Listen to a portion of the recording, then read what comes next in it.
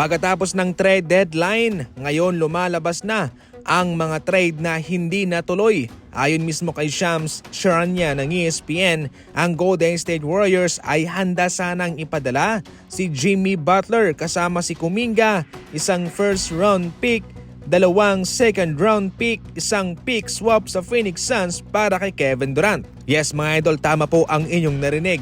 Si Jimmy Butler nung nakuha ito ng Golden State Warriors, balak pa sana nilang ipadala ito para kay Kevin Durant. Ayon pa sa impormasyon galing kay Shams, pumayag na raw ang Phoenix Suns sa proposal ng Golden State Warriors.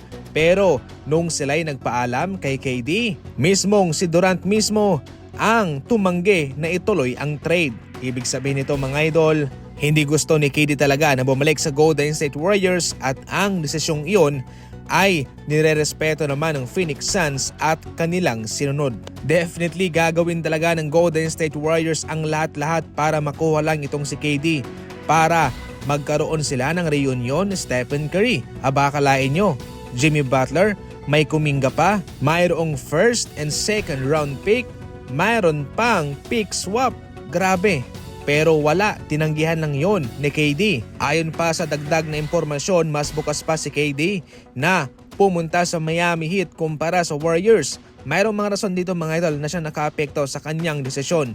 Unang-una, nakapaglaro na siya sa Golden State Warriors kaya wala pang saysay kung babalik lang siya doon. At siguradong siya ipagtatawanan ng mga analyst, ng mga eksperto sa kanyang gagawin. Pangalawa, nagkampiyon naman siya sa Golden State Warriors at kaya ano pa ang saysay kung babalik pa siya doon. Samantala, kinumpirma rin mismo na ang Minnesota Timberwolves ay tumawag nga rin kay Kevin Durant para magbigay ng offer sa trade deadline.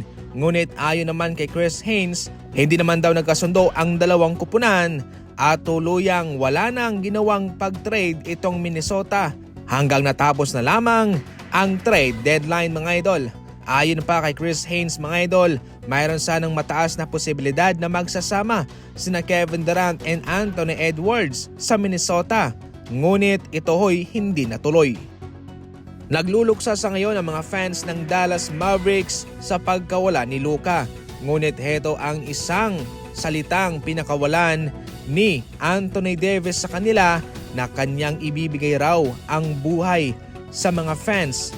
Kanyang ibabalik ang sigla doon sa kanilang arena dahil gagawin niya ang kanyang makakaya para sa kanila. Yan mga idol ang panata ni Anthony Davis sa Dallas Mavericks, especially sa mga fans nila, na kahit papano ay gagawin rin naman niya ang kanyang kakayahan para mabigyan ng kampyonato itong kanilang kupunan.